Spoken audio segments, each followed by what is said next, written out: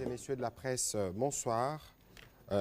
D'emblée, nous devons nous excuser auprès des téléspectateurs de la RTNC. Le journal ne pourra pas être diffusé à l'heure parce que simplement, nous commençons ces briefings après un conseil de ministres avec le vice-premier ministre, ministre des Affaires étrangères, avec qui nous allons parler des progrès enregistrés notamment sur le front diplomatique et militaire ces derniers jours, pour faire le point de la situation sécuritaire à l'est de la République démocratique du Congo.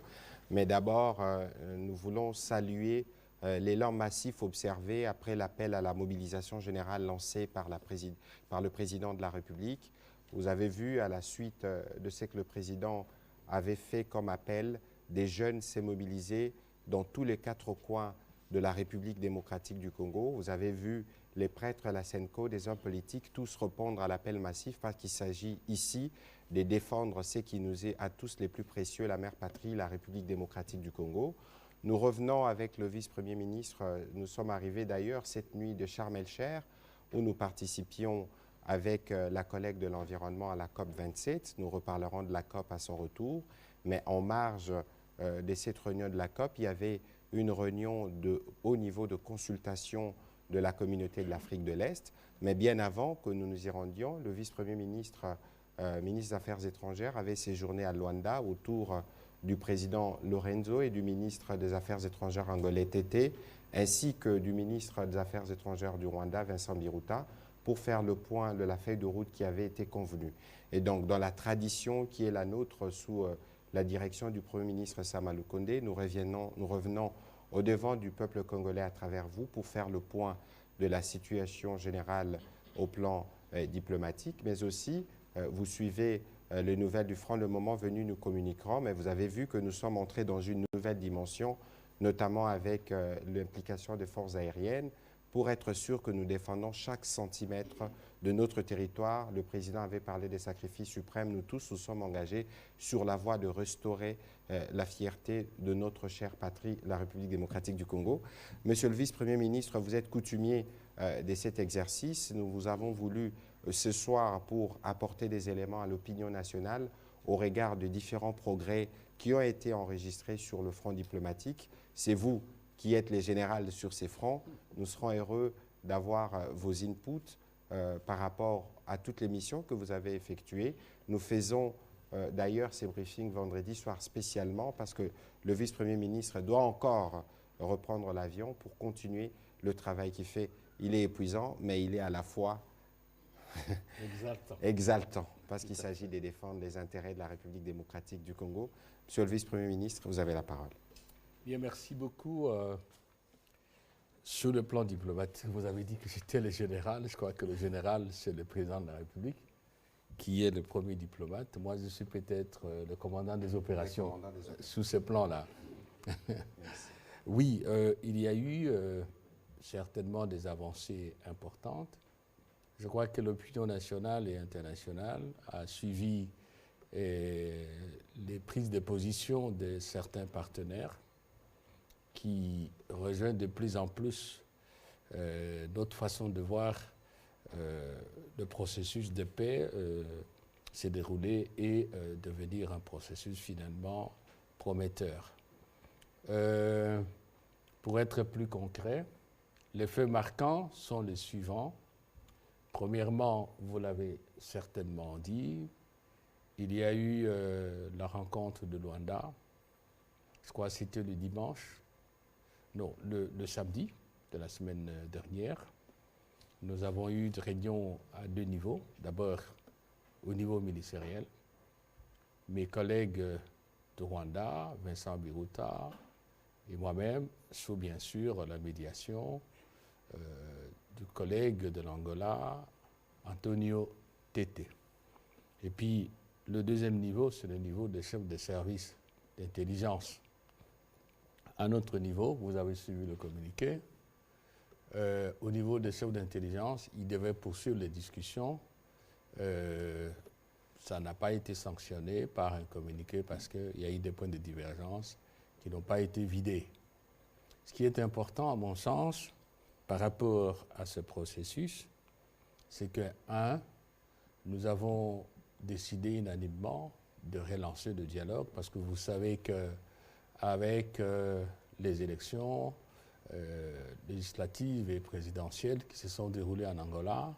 Il y a eu un peu, j'allais dire, une pause parce qu'il fallait que ces élections se déroulent et ça s'est bien déroulé, vous le savez. Donc il fallait relancer là, tous nous étions d'accord. Étant entendu, bien sûr, que nous avons aussi le même point de vue, de la manière de résoudre la crise, c'est-à-dire que c'est marqué dans le communiqué que nous considérons que le dialogue diplomatique était le moyen le plus approprié, en tout cas le moins coûteux. Un deuxième élément, c'est que on a réaffirmé ce qui était déjà convenu dans la feuille de route de Luanda et nous avons arrêté, pour ne pas dire que nous avons noté, parce que la décision était déjà prise au niveau du président Lourenço, que le mécanisme ad hoc de vérification des accusations des uns et des autres, mécanisme piloté par le général Joao de l'Angola et constitué des observateurs angolais, ce mécanisme allait démarrer illico presto. Et parce que vous êtes les hommes des médias et les femmes des médias, vous savez que depuis, je crois, le mardi, le général Joao est déjà à Goma avec son équipe. Notre officier de liaison, le général Sassa, est déjà là aussi. Vous avez vu des images. Et j'ose croire, parce que je ne l'ai pas vu, que du côté du Rwanda, l'officier de liaison devait être là aussi. Parce qu'il y a l'équipe, elle est angolaise, mais il y a un officier de liaison en général du côté congolais et un officier de liaison dont on nous a dit qu'il aurait été déjà nommé du côté de Rwanda. On pourra, lors des échanges, préciser, donner une idée sur le travail à faire. Ça, c'est acquis, ça a démarré.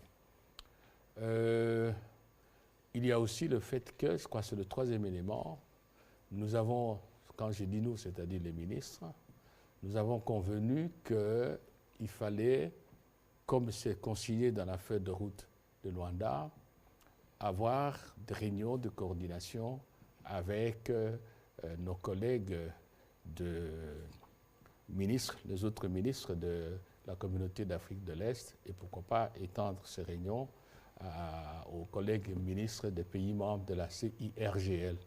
Et d'ailleurs, le principe, c'est qu'on a dit qu'il fallait des réunions de coordination à tous les niveaux, étant entendu, bien sûr, que le président Joao Lourenço lui-même est en contact permanent depuis longtemps avec le président Uhuru, qui aujourd'hui est médiateur, désigné par la communauté d'Afrique de l'Est.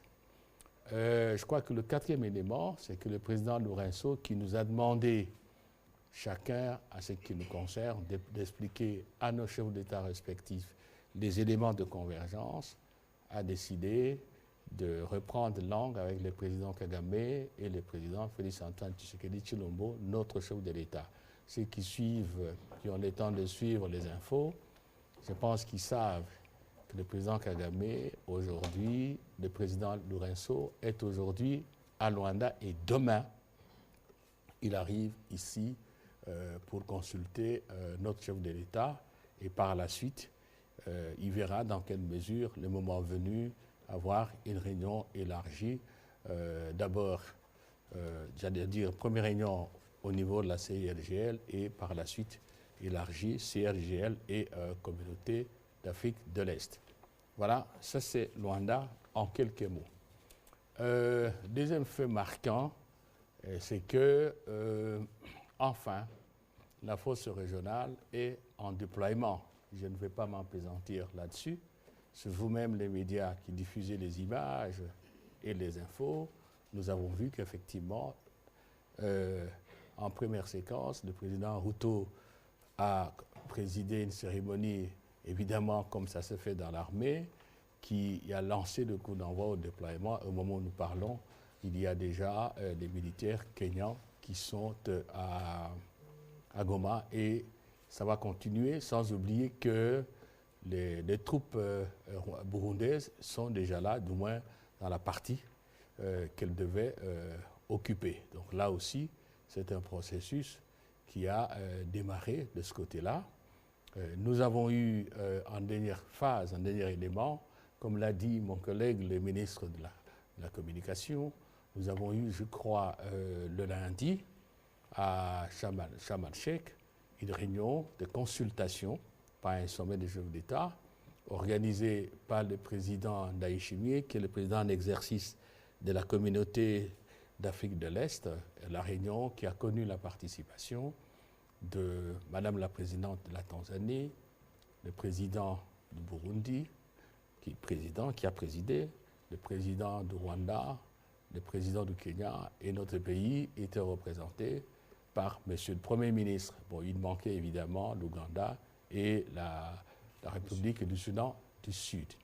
Là, il y a eu la même convergence, à savoir qu'il est temps d'appliquer les points sur lesquels tout le monde s'est mis d'accord et de voir que le processus de paix avance comme il se doit, de manière à ce que, si vous voulez, on mette fin à cette agression. C'est moi qui utilise l'expression, je ne vais pas prêter l'expression à d'autres pays, et on mette fin en tout cas à la crise sécuritaire à l'Est et que le processus de Nairobi reprenne son bonhomme de chemin avec toutes les chances de réussite, c'est-à-dire en fait avec beaucoup plus d'efficacité, comme convenu dans tous ces volets politiques et militaires. Voilà, grosso modo. Bon, je crois que les comités de sanctions des Nations Unies, déjà ici à Kinshasa, on pourra en parler chemin faisant. Voilà. Merci, Monsieur le Vice-Premier ministre, pour vos mots introductifs. Juste rappeler que ce week-end sera diplomatiquement chargé parce que nous recevrons le président Lorenzo, qui se trouve au Rwanda, comme vous l'aviez dit, le président honoraire du Kenya, le président Kenyatta. Ensuite est annoncé aussi le président de Guinée-Bissau pour voir dans quelle mesure on fait avancer les processus dans ces cadres. Alors, on va ouvrir la série des questions avec Cheikh Bokassa.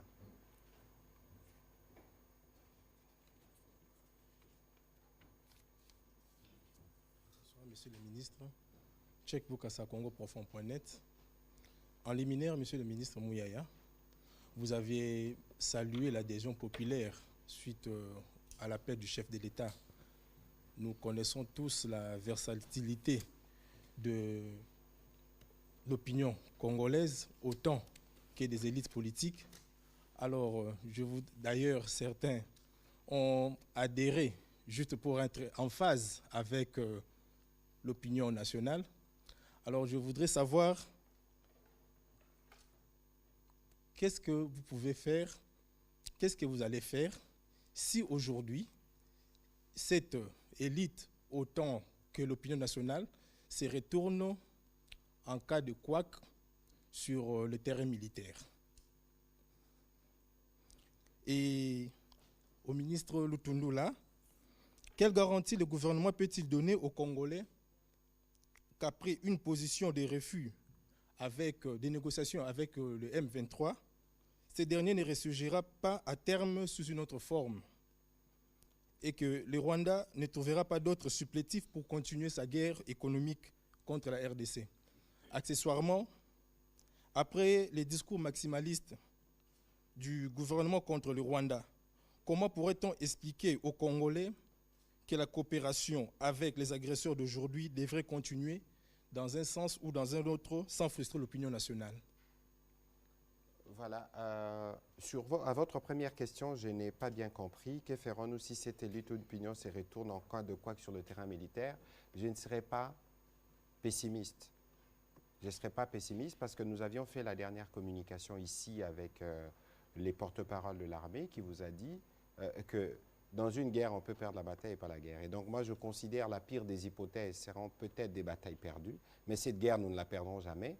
Et je ne pense pas non plus que l'opinion peut se retourner dans la défense de la mère patrie. Ça veut dire que quoi qu'il en soit, le président de la République a lancé un appel à la mobilisation.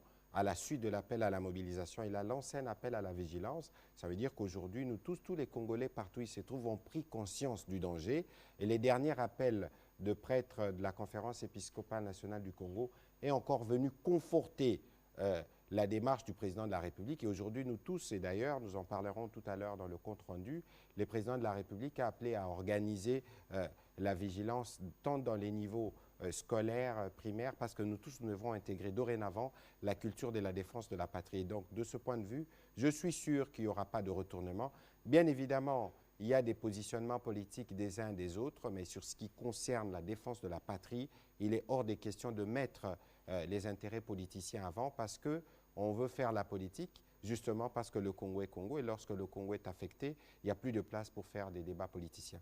Je veux donner la parole au vice-premier ministre pour répondre à vos deux questions. D'abord, un petit mot par rapport à la question qui vous a été posée. Je vous en prie. Je pense que la mobilisation des Congolais a commencé depuis longtemps. Elle n'a pas attendu le regain, si vous voulez, d'efficacité de nos forces armées. Donc on ne peut pas lier, on ne peut pas dire que les Congolais n'ont soutenu le combat que nous menons contre l'agression rwandaise sous le couvert du M23 et avec le leadership du président. Ils n'ont pas attendu ça pour soutenir. L'élan patriotique s'est manifesté depuis très longtemps. Donc moi, je ne pense pas qu'il y aura quoi que ce soit d'autre. Bien au contraire, peut-être ça va s'amplifier. Quelle est la garantie que, que nous allons maintenir en fait notre position de refus? Nous maintiendrons cette position. Je suis fondé à vous le dire au nom du président de la République, au nom du gouvernement. Nous ne changerons pas. Et je vais vous expliquer pourquoi. Non seulement que nous en avons marre, le chef de l'État a dit aux Nations Unies qu'il faut en finir, que nous sommes déterminés à défendre l'intégrité territoriale, l'indépendance et la souveraineté de notre pays, quels qu'en soient les prix.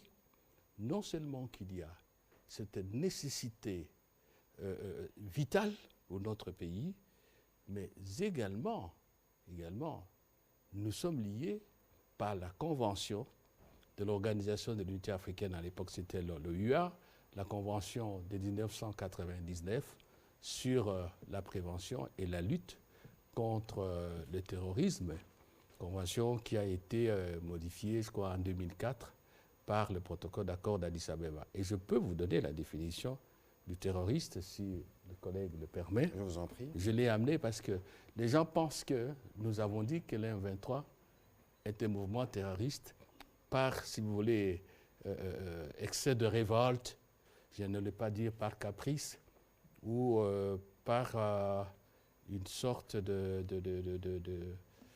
fantaisie.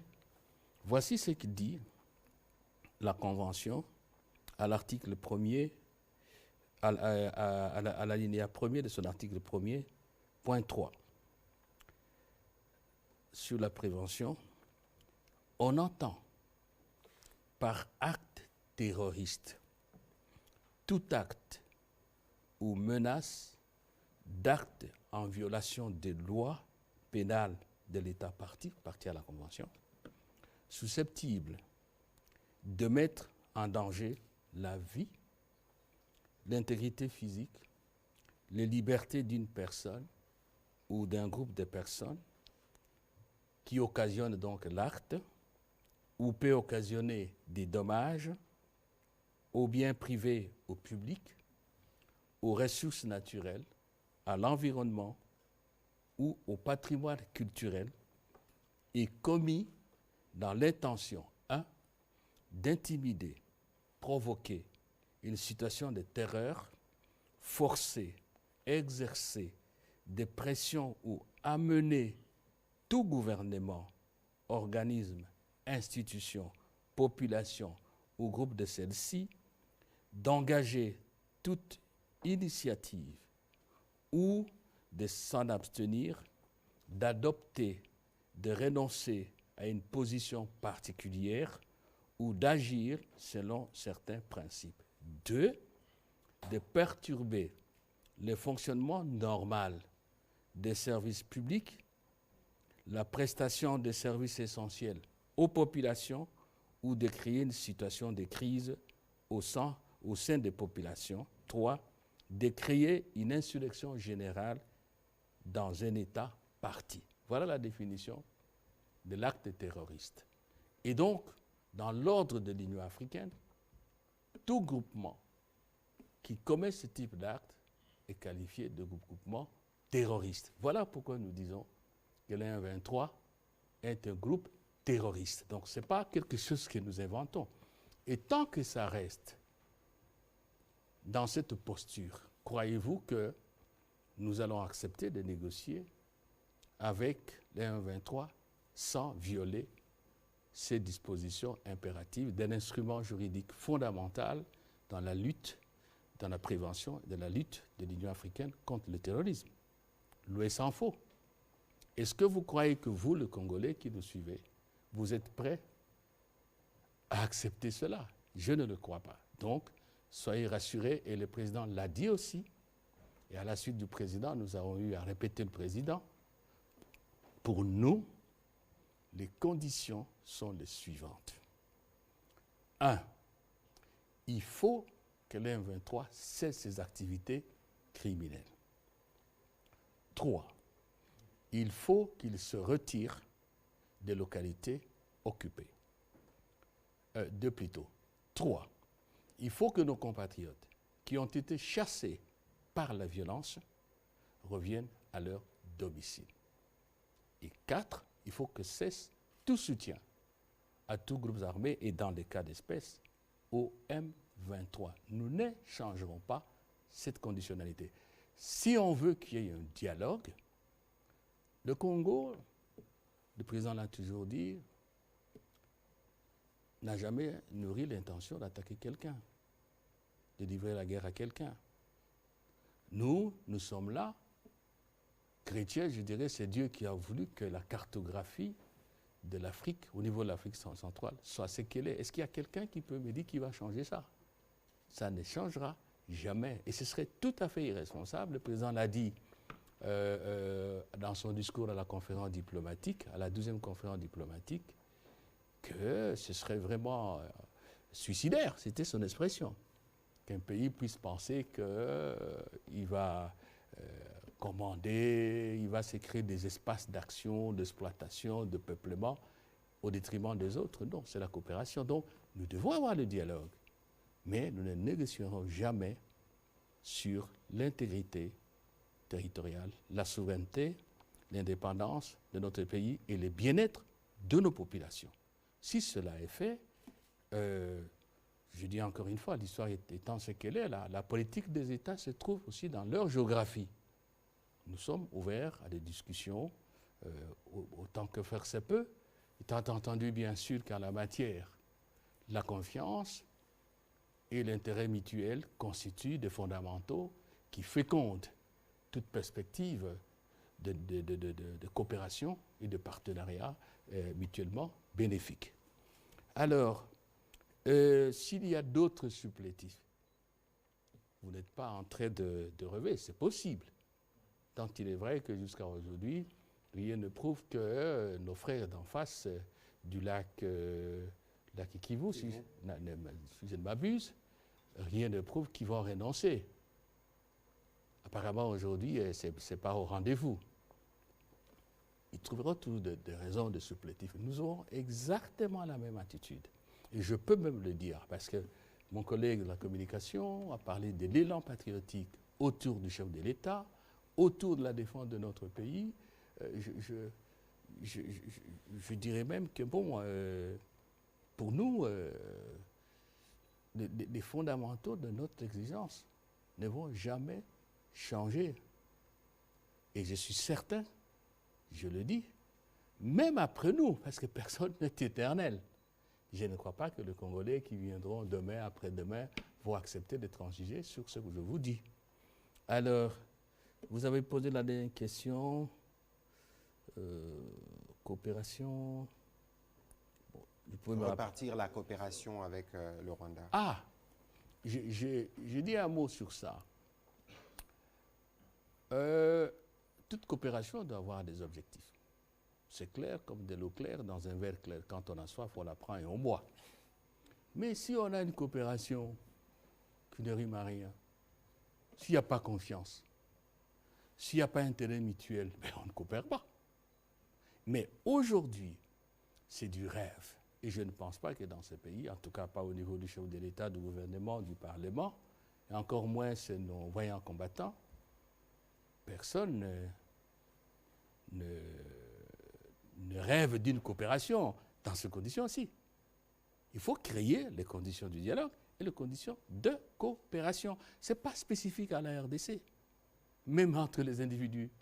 Quand on veut jouer à je ne sais pas quel jeu, on veut être des amis. Il faut qu'il y ait des conditions qui vous rapprochent. Donc, et qu'est-ce que j'allais dire encore en dernière analyse? Allez, attendez là. Nous sommes membres de l'Union africaine, n'est-ce pas? Il y a tout le plan, il y a ZLECAf, les objectifs, le plan 2063 et tout ce que vous voulez là.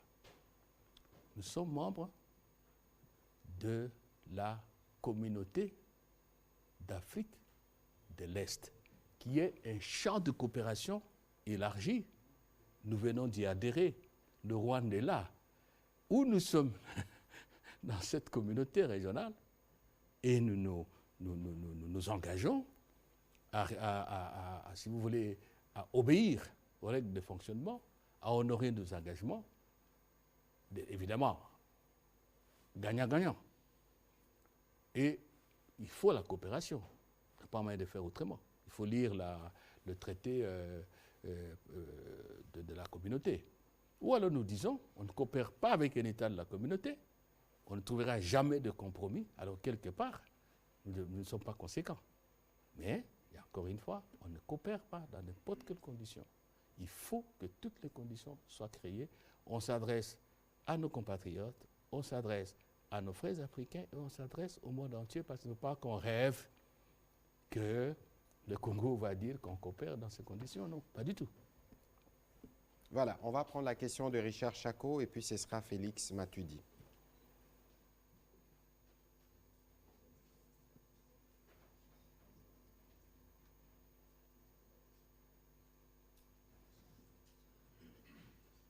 Merci beaucoup, Monsieur le ministre. Deux questions seulement. Au ministre Lutundula, parmi les conditions que vous venez d'évoquer ici, au sujet de dialogue ou des consultations avec les groupes armés à Nairobi, vous avez dit cessation de tout soutien militaire au M23.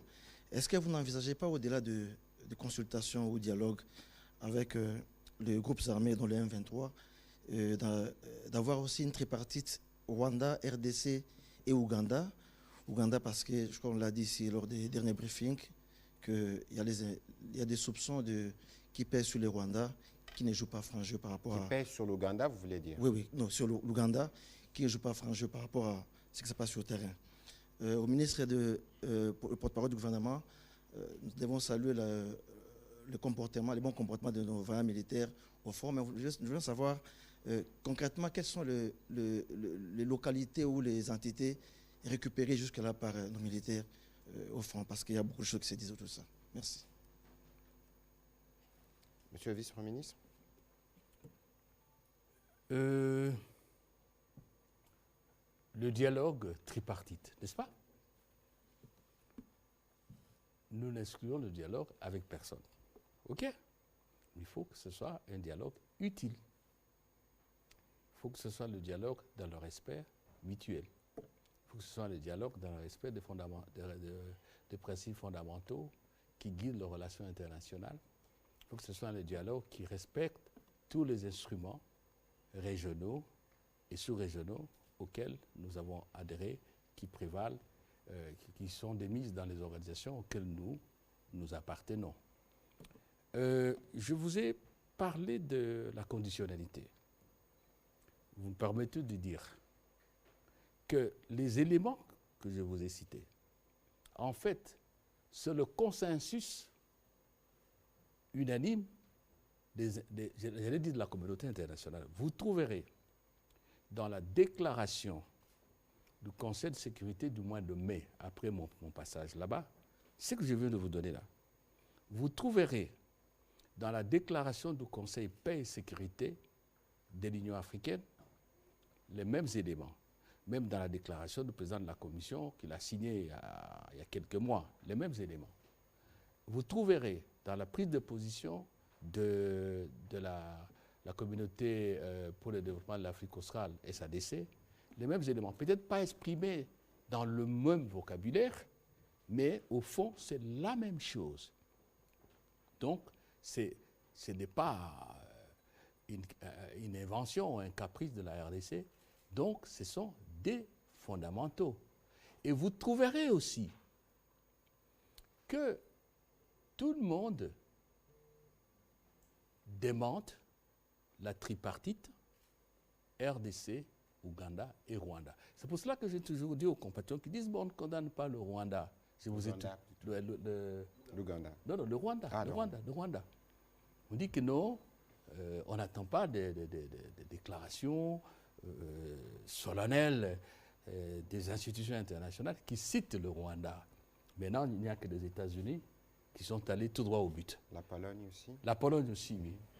Alors, moi, je dis non. Ou je dirais si, indirectement. Le fait que tout le monde dit que la RDC doit négocier au Rwanda, avec le Rwanda et l'Ouganda, on ne cite pas la Tanzanie, pays voisin, la Zambie, pays voisin, Congo, République du Congo, et ainsi de suite. Ce fait-là signifie que tout le monde sait qu'ils ont une responsabilité dans ce qui se passe au Congo. C'est simple comme bonjour. Et pour nous, ça ne pose pas de problème, à condition que ce que je viens de vous dire se fasse. Et enfin, mais nous retrouvons à Luanda. Nous retrouvons autour du président Uhuru, comme il a dit, qui arrive dimanche, on va en parler. Le président Lourenço arrive demain, je vous l'ai dit. L'Ouganda, avant qu'on arrive à cette période, nous avons même signé un accord de coopération pour des axes routiers importants. Et voilà, donc ce n'est pas un problème. Mais que les Congolais ne pensent pas, d'un côté, que nous allons nous laisser prendre comme ça, et de l'autre, qu'à l'extérieur, qu'on ne pense pas que bon, on fait le dialogue pour le dialogue, nous n'accepterons pas ça. Voilà. Voilà. Prochaine question, Félix Matuidi. Et après, on prendra Jordan Mayenikini. Alors, sur votre question, la dernière fois, nous étions avec le porte-parole de l'armée ici. Nous n'allons pas nous hasarder aujourd'hui à vous dire qu'il y a eu tel ou tel autre résultat parce que les opérations sont encore en cours. Dès que les opérations, parce que vous avez suivi qu'il y a eu des bombardements aériens, il y a des opérations au sol qui ont commencé. Dès que les rapports nous seront transmis, nous viendrons communiquer de manière claire parce qu'il y a des dynamiques du front qui ne nous permettent pas de commencer à communiquer. Nous savons qu'il y a des gens qui veulent qu'on communique heure par heure, minute par minute, mais la nature des opérations nous impose à nous d'être prudents et d'attendre dès que les forces armées nous donneront les éléments nécessaires qu'il faut, nous vous communiquerons. Monsieur Félix Matuidi, rapidement s'il vous plaît. Merci pour la parole. Monsieur le ministre, j'ai une question pour vous et une question pour les ministres des Affaires étrangères. Pour vous d'abord, les chefs de l'État venaient de recevoir une délégation des Tutsis congolais rwandophones. C'est qui un Tutsi congolais rwandophone? Bon, écoutez, je ne voudrais pas rentrer dans ces vocables-là parce que il y a beaucoup d'interprétations qui ne sont pas toujours appropriées. Moi-même, j'en fais les frais plusieurs fois, mais je pense qu'aujourd'hui, il faut qu'on se regarde dans les yeux. Et je présume que vous, comme moi, nous avons étudié à l'école primaire ici en République démocratique du Congo. Lorsque nous étions à l'école, on nous disait que nous avons, je pense, 4 races. On a les Bantous, on a les Pygmées, on a les Soudanais, on a les Nilotiques. Qui sont les Nilotiques? Les Hutus et les Tutsis. Nous en avons en République démocratique du Congo depuis l'école primaire. Et donc aujourd'hui, il ne faut pas tomber dans les pièges des différents vocables à gauche ou à droite parce que ça crée aussi celle-là des éléments de confusion. Mais ici, le président de la République, garant de la protection de tous les Congolais, a tenu à rencontrer les membres de ces deux communautés dans le seul objectif de déconstruire les discours ségrégationnistes du Rwanda, j'insiste sur le mot, qui vient dire que voilà, nous sommes les protecteurs d'une telle communauté, au nom de quoi nous nous permettons d'utiliser les armes pour tuer d'autres communautés et créer les drames humanitaires que nous vivons. Il ne faut pas oublier que dans les drames humanitaires que nous connaissons, qui se passent dans le Rutshuru, il y a des communautés Tutsi et Hutu qui payent le prix justement de ces comportements ségrégationnistes du Rwanda. À travers ces gestes, le président de la République a tenu d'abord, au-delà des discours que nous tenons, à rassurer les membres de cette communauté qui sont stigmatisés. Parce que le simple fait que le Rwanda les singularise, les stigmatise, c'est aussi une manière de les exposer devant notre opinion. Et donc, il y a eu ces besoins-là autour du président de la République de donner un message, de rassurer ses frères congolais. Et ils l'ont dit au président de la République, ils soutiennent les institutions de la République, ils ont dit au président de la République qu'ils soutiennent les forces armées, qui sont nous tous, comme nous tous, sur le front dans cette guerre qui nous est une nouvelle fois imposée. Je pense que dans les cadres des émissions qui s'organisent à la RTNC, ils seront invités pour qu'eux-mêmes viennent s'exprimer. C'est ici les lieux. Je me ferai compléter par le VPM Lutundula, qui a sûrement beaucoup plus d'expérience sur le sujet, parce qu'il a été témoin de tous les processus politiques de 30 dernières années. Mais il y a un besoin qu'au niveau élémentaire, qu'on nous rappelle, on ne peut pas penser être grand sans accepter notre diversité. C'est justement parce qu'il y a des éléments des divisions qui viennent se réfugier sur des considérations comme celle-là, qui font que parfois nous avons des problèmes en interne et que nous avons du mal à construire un élan d'unité nationale. Vous avez suivi le président de la République en 2019 à Londres mettre un point sur la fausse polémique sur la nationalité des Banyamulenge. Et donc aujourd'hui, il faut peut-être qu'on retourne à nos manuels d'histoire et de géographie élémentaires pour voir ce qui nous avait été enseigné. Lorsqu'on parle de Soudanais, les Soudanais, c'est des populations qui sont dans la partie Équateur, province orientale, qui sont les populations riveraines à la fois du côté de Centrafrique et de chez nous. Il y a les Nandés qui sont chez nous, qui sont en Ouganda. Il y a les Bemba qui sont chez nous, qui sont en Zambie. Alors, regardons la dimension du pays, regardons notre grandeur et comportons-nous comme un pays grand. Et c'est cela le message que le président de la République a donné et qui doit être bien clair. Je souhaiterais spécialement sur cette question que vous puissiez réagir, Monsieur le Vice-Premier ministre. Je voudrais tout simplement dire qu'à travers le monde et l'histoire, les grandes nations, les nations puissantes, celles qui ont marqué l'humanité, sont celles qui ont su intégrer toutes leurs composantes et infuser en elles un vouloir vivre collectif bétonné. Faites le tour du monde, tous on a appris l'histoire universelle. C'est ça la force des nations. Et ce qui s'est passé chez le président, c'est fondamental. Mon collègue Patrice Semouyaya, Patrick, a parlé de l'assurance de la part du président. Mais c'est aussi de l'assurance de la part de nos compatriotes Tutsi congolais. C'était nécessaire aussi que ça se fasse de cette manière-là. Le chef de l'État, comme nous disons chez nous, le garant de la nation, le père de la nation, dit nous sommes tous ensemble, intégrés, unité. Eux sont venus et ils ont parlé pour dire nous sommes des Congolais. Oh là là, c'était bon rendez-vous, n'est-ce pas?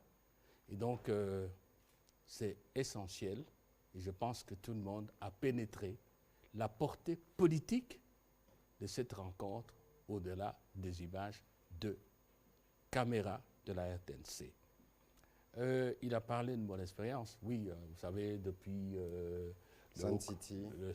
Les hauts conseils de la République, Parlement de transition, il y a eu beaucoup de rebondissements et nous souhaitons que la volonté du président de mettre un terme à cela, parce que, il faut le dire, Patrick Mouya l'a rappelé, le président, c'est pratiquement, depuis que nous sommes dans cette phase de renouveau démocratique, le chef d'État qui a dit à la face du monde, et il a dit la vérité, qu'il y a des Tutsis congolais, il y a des Hutus congolais, il y a des Rwandais congolais, et on peut continuer la série, Patrick. Mais bien sûr. Patrick l'a dit. Donc, c'est bien ce qui a été fait. Nous n'allons pas tomber dans les pièges de la division de la nation. Ça, et je suis fier de mes compatriotes qui ont compris cela. Le Congo est grand. Tenez-là, nous sommes plus de 400 tribus. Il n'y a jamais eu de génocide chez nous. Je ne sais pas si je me trompe. Hein. Il y en a qui ont encore la mémoire plus fraîche que la mienne. C'est quand même quelque chose qu'il faut applaudir. Donc nous devons continuer et je souhaite que tout le monde, rwandophone, c'est ça, hein? Mais il y a des Tutsis qui parlent les Swahili, ils sont swahiliphones. Comme il y a d'autres tribus en RDC qui sont swahiliphones. Pourquoi particulariser rwandophone? Là, on tombe dans un piège. Dans un piège, et nos amis de l'autre côté qui font passer ça pour la motivation légitimante de leur agression dans notre pays, ils sont tombés à côté de la plaque. Nous ne céderons jamais une petite portion, une petite communauté, quelle qu'elle soit. Je ne dis pas qu'elle est petite.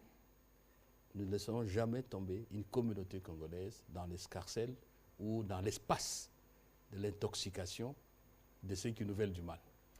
Voilà, je vais tout de suite rectifier parce que tout à l'heure, justement, quand je répondais à la question, j'ai parlé d'un lapsus. Les Hutus sont des Bantous et pas des Nilotiques comme le Tutsi.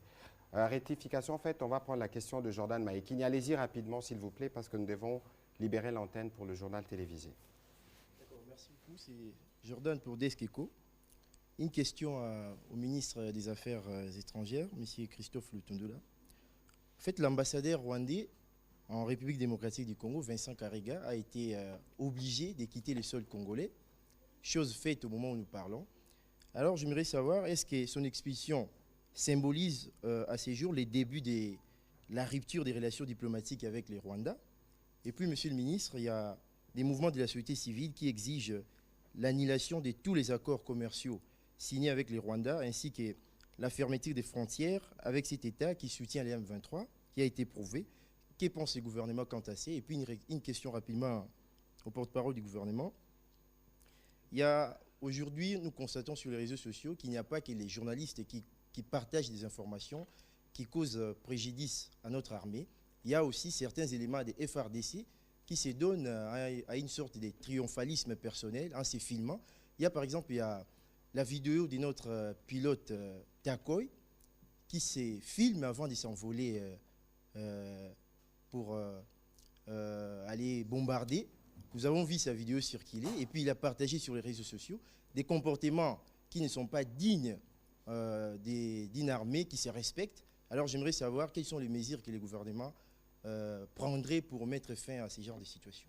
Voilà, monsieur le vice-premier ministre. Bien, merci beaucoup. La rupture. Nous n'avons pas parlé de rupture.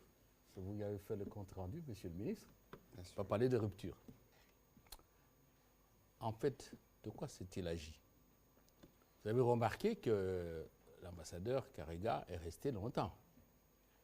Mais à partir du moment où nous observons, nous nous rendons à l'évidence, parce que l'évidence ne se discute pas, elle se constate, que les missions normales d'un ambassadeur et de manière générale d'une représentation diplomatique ne sont plus possibles, nous avons pris acte de ce que la présence de l'ambassadeur Karega était sans objet, était devenue sans objet. Ça veut dire quoi? Un ambassadeur ou une représentation diplomatique a pour mission 1. Entretenir, promouvoir les relations entre son pays et les pays accréditaires, le pays auprès duquel il est accrédité, le pays où se trouve la représentation diplomatique. Deuxième élément, numéro 2, c'est aider au règlement des différends, même des simples malentendus qui interviennent entre son pays et les pays accréditaires. Vous conviendrez avec moi qu'aucune de ces fonctions n'était plus remplie. Et vous avez même remarqué, lors de la conférence du sommet extraordinaire des chefs d'État de la CEAC, consacrée à la crise au Tchad, vous êtes des médias, vous avez vu que la place du Rwanda était totalement vide. ça veut dire quoi? Qu'on ne veut plus être à Kinshasa. Je prends la chose au bas mot. Et nous nous sommes rendus à cette évidence et le gouvernement de la République l'a invité à repartir, à regagner son pays parce qu'il ne servait plus à rien. Sa présence était sans objet. Comme je l'ai dit, je crois, à France 24. Y aura-t-il une évolution positive qui créerait les conditions de confiance, d'intérêt mutuel et qui permettrait à un ambassadeur rwandais d'être utile à son pays et à la RDC? Nous le souhaitons vivement. Mais pour le moment, je ne sais pas si je déconne, mais je ne crois pas qu'un ambassadeur sert à quelque chose ici. Et je précise que, parce qu'on nous a dit de l'autre côté, qu'eux n'appliquent pas comment dirais-je, le principe de la réciprocité et ne vont pas jusqu'à une mesure de rétorsion. Nous n'avons pas d'ambassadeur au Rwanda depuis que Maître Nkoulou a été rappelé à Kinshasa. Et donc, on ne peut pas demander à un ambassadeur qui n'existe pas de rentrer dans son pays. Nous avons appelé Madame notre chargée d'affaires parce que nous estimions aussi que, bon, on ne voit pas trop le travail qu'elle fait là-bas. Donc, il n'y a pas à dramatiser, il n'y a pas non plus à banaliser. Voilà. Voilà, sur votre question sur les Alors, images. Oui, allez-y. Il y a eu une autre question, les accords commerciaux. Les accords commerciaux. Ben, c'est lui qui a annoncé la suspension des accords commerciaux que nous avons décidés. Là, encore une fois, les accords vont servir à quoi? Maintenant, là, vont servir à quoi? À rien. Et le Conseil supérieur de la défense a demandé au gouvernement de suspendre ces accords-là. Ils vont rester suspendus jusqu'au moment où les conditions de coopération vont se créer. On ne se contredit pas. Je me suis évertué à vous démontrer que, bon, nous sommes dans, pour ne pas aller très loin avec de longs discours, nous sommes dans la communauté des États, la communauté d'Afrique de l'Est. Il y a toute une série de programmes de coopération. Nous sommes à la CIRGL, il y a une série d'accords, de protocoles d'accords en matière de coopération dans pratiquement tous les domaines. Donc, il n'y a pas de rupture. Et donc, annuler les accords, on n'en est pas encore là, mais il ne s'applique pas. Fermeture des frontières. Je crois que quand mon collègue de la communication a annoncé la décision du Conseil supérieur demandant au gouvernement d'obtenir de l'ambassadeur qu'il quitte, il a bien indiqué qu'une réflexion était en train de se faire en ce qui concerne la fermeture des frontières. Mais toujours est-il qu'il y a quelques mois, il a été décidé de réduire les heures, les temps de circulation des personnes et des biens entre les deux pays. Voilà, parce qu'il ne faut pas aller vite, il faut bien voir toutes les facettes de la décision. Alors, sur cette question, je dois revenir encore dessus. La République démocratique, d'abord, le vice-premier ministre est là, il pourra me corriger. Le président de la République ne signe pas des accords. En effet. Parce que j'entends dire souvent, le président a signé les accords avec le... Qu'on ne vous trompe pas. Il n'y a aucun accord qui a été signé par le président Tshisekedi avec le Rwanda, parce que signer des accords n'est pas de la compétence du président de la République. Le vice-premier ministre des Affaires étrangères ici peut l'attester. Ce qui s'est passé, ça s'est passé, comme on dirait à Lingala, Nampoissa. C'était en juin 2021, au jardin de l'hôtel Serena, où il y a eu 3 accords qui ont été signés. C'est des accords basiques que nous avons avec tous les pays du monde qui concernent la double imposition, qui facilitent la transaction des affaires entre les frontières. Il y a eu entre les citoyens des deux pays. Il y a eu l'accord, je ne sais pas si je peux l'appeler accord, mais il y a eu un MOU qui a été signé entre la société Sakima chez nous et la société rwandaise qui s'appelle Dieter Limited. C'est des accords qui ont été tous suspendus.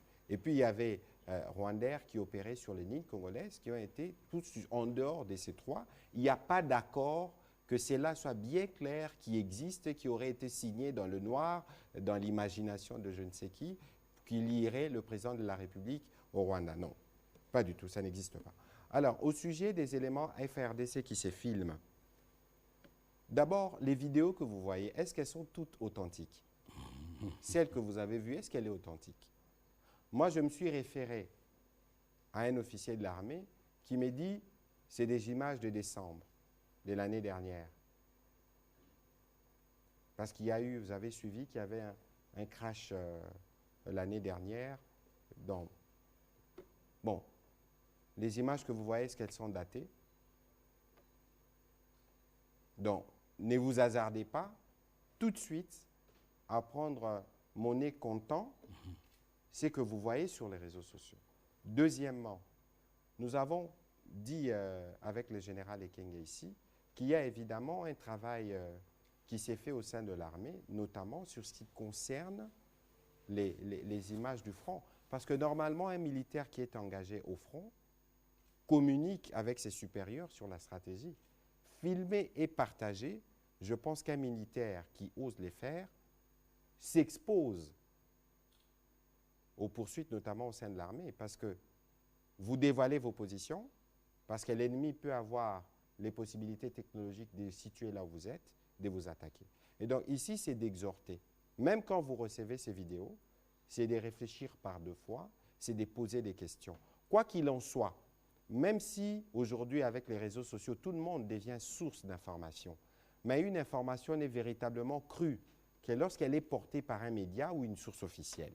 Et donc, on peut considérer que les autres ont le droit de se tromper parce qu'ils n'ont pas les critères professionnels que vous observez, mais vous avez toujours l'obligation de prendre la précaution avant de dire. Mais l'exhortation a été faite au niveau de l'armée pour que les militaires qui sont engagés au front s'abstiennent de partager des vidéos telles que nous voyons sur les réseaux sociaux parce que ça risque de compromettre leur sécurité. On va prendre la question des Innocent Olenga et Paul Matendo se prépare et puis on prendra les deux dernières pour terminer.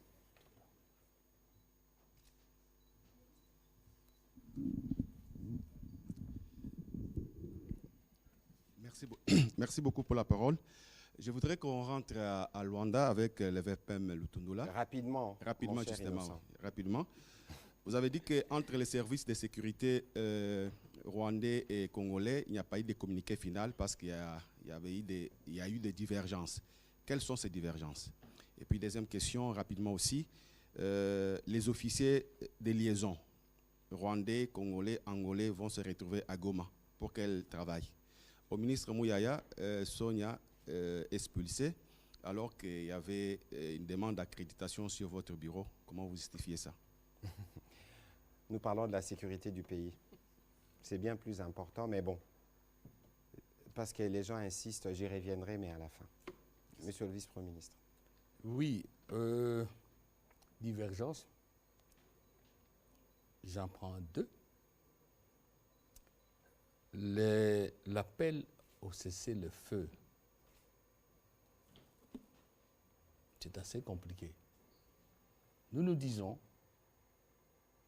le M23 doit cesser ses activités criminelles, cesser ses attaques. Et hop, doit repartir vers ses positions antérieures. C'est un mouvement terroriste. OK? Une armée nationale, quel qu'en soit le pays, a pour mission principale de défendre l'intégrité territoriale, la souveraineté de son pays, de protéger les populations et les institutions légalement établies. Nous estimons qu'à partir de ce moment-là, on ne peut pas mettre un mouvement rebelle au même niveau qu'une armée nationale. Et dire à l'armée nationale, mesdames et messieurs, croisez les bras, on occupe le territoire national, les compatriotes sont déplacés, les institutions locales, ça ne fonctionne pas.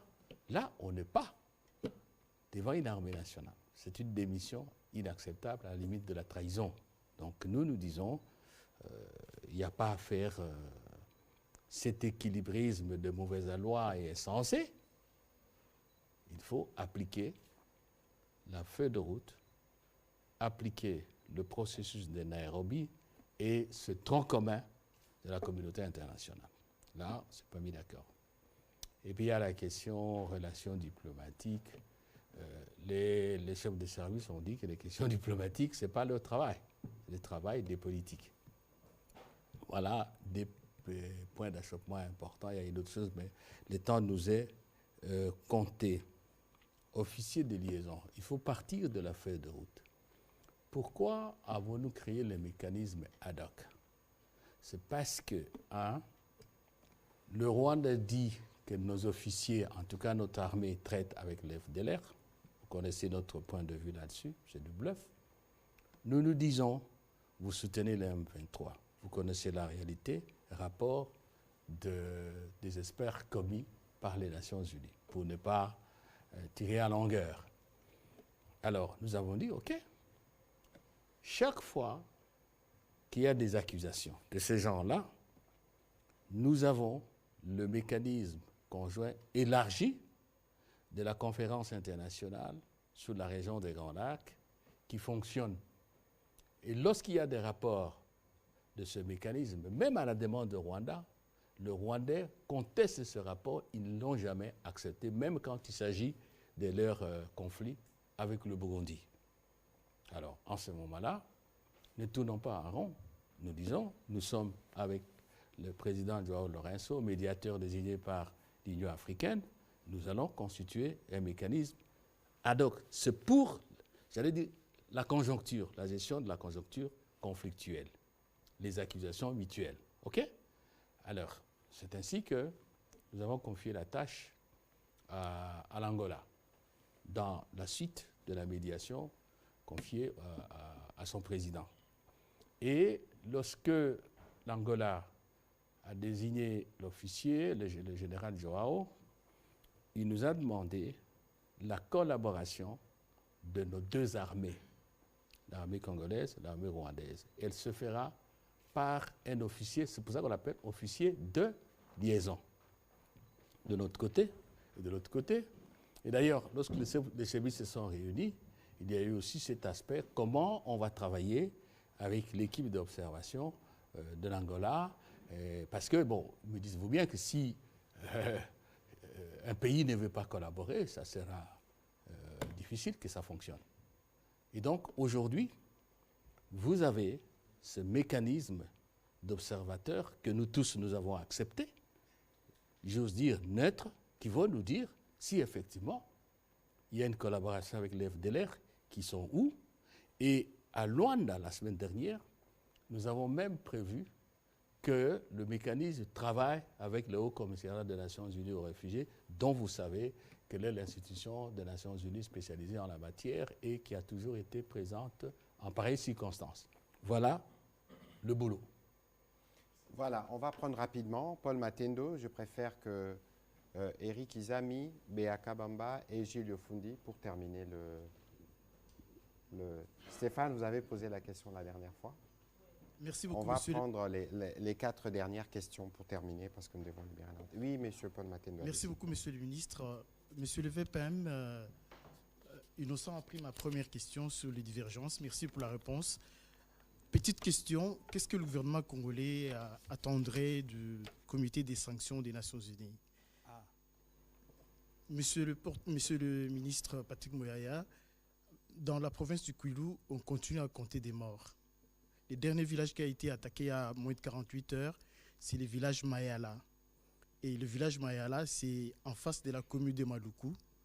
L'administrateur du territoire de Bagata, comme c'est dans Bagata, en appelle aux autorités compétentes pour mettre fin à cette situation. Qu'est-ce qui devrait être fait en principe? Merci. Merci. Allez-y, Eric Izami. Oui, par le VPM des Affaires étrangères, nous avons appris ici une sagesse de chez lui au niveau du centre du pays, Sankourou. Il nous a dit, l'ami qui ne vous a jamais vu avec une flèche, il ne vous respectera jamais. Moi, je suis dans la durée. Merci pour les prouesses, merci de nous rassurer, merci pour tout ce que vous faites. Mais je voudrais savoir qu'est-ce qui est fait au niveau du gouvernement pour maintenir ces bel élans que de pouvoir faire peur à ceux qui nous en veulent toujours. Au ministre, au porte-parole du gouvernement, il y a 2 jours, si je ne m'abuse, on a vu venir une délégation des experts du Conseil des Nations Unies, notamment sur le président du Sénat, Bahati Lukwebo, et il y a M. Xavier Michel Biang, qui est un frère africain gabonais, qui a dit que le Congo-Kinshasa n'était pas concerné par cette affaire d'embargo. Je voudrais avoir votre explication à ce propos. Et puis, que répondrez-vous à ceux des Congolais qui pensent que la plupart de nos centres qui formaient par ailleurs nos vaillants soldats, je parle par exemple de Kotakoli, que répondez-vous à ceux des Congolais qui pensent que ça doit être révigoré pour que l'on puisse avoir, un peu comme disent nos frères ivoiriens, des garçons? Merci. Oui, merci, M. Beyar Kabeya. Ma question s'adresse au VPM Lutundula. C'est vrai, vous l'avez dit, les militaires kenyans sont déjà là et les Burundais. Alors, en dehors de ces deux pays-là, quels sont les autres pays de l'Afrique de l'Est qui vont encore envoyer leurs troupes au Congo? Merci. Voilà la dernière question. Gilbert Fondi, éditorial 7.net. Excellence, j'ai une question pour vous. Le front médiatique. Sur les réseaux sociaux, nous constatons la multiplicité de pages Facebook et comptes qui parlent en mal de notre armée. Et que prévoyez-vous pour contrecarrer ces mauvais élans ou cette mauvaise campagne médiatique sur Twitter et sur les réseaux sociaux? Merci. Alors, Monsieur le Vice-Premier ministre. Bien, merci beaucoup. Comité de sanctions, j'entre un peu dans la question qui vous a été d'ailleurs, c'est vous posée. qui êtes mieux placé pour y Oui. répondre sur brièvement, la parce question que de le l'embargo. temps nous est compté. En fait, l'affaire des sanctions, lorsqu'elle a été instituée il y a quelques années, partait d'une considération. C'était en fait un mécanisme des Nations Unies qui était destiné à éviter la divagation des armes dans la région, de manière générale dans la région, à travers les groupes armés. Pour la divagation de ce groupe armé et qui faisait qu'il y a beaucoup d'armes qui circulaient. C'était destiné aux groupes armés. C'était aussi destiné à gérer la crise sécuritaire. Et en ce moment-là, nous aussi, on était, j'allais dire, directement concernés. Il fallait déclarer les armes que nous achetons. Parce que, rappelez-vous, à l'époque, avant Sun City et tout, le gouvernement était considéré aussi comme belligérant. J'essaie vraiment de ramasser des idées pour qu'on gagne du temps. Mais avec l'évolution politique de notre pays, qui a fait que finalement, on a eu des institutions légitimes, constitutionnelles et tout, et c'était resté uniquement pour éviter que le groupe armé acquiert de moyens militaires, acquiert des instruments de guerre, des instruments de leurs activités criminelles. Et ça a évolué. Alors, une certaine conception a prévalu en considérant, oui, lorsque la RDC achète des armes, ces armes sont récupérées par le groupe armé. Donc, même au niveau de la RDC, il faut contrôler les acquisitions. Ça a continué. Et là, ça permet de répondre à la réponse de l'ambassadeur du Gabon. C'est que, dernièrement, cette année, j'ai oublié exactement la date, quand il y a eu la réunion du Conseil de sécurité, où on a confirmé, on a refait la liste des armes à déclarer par ceux qui nous vendent les armes.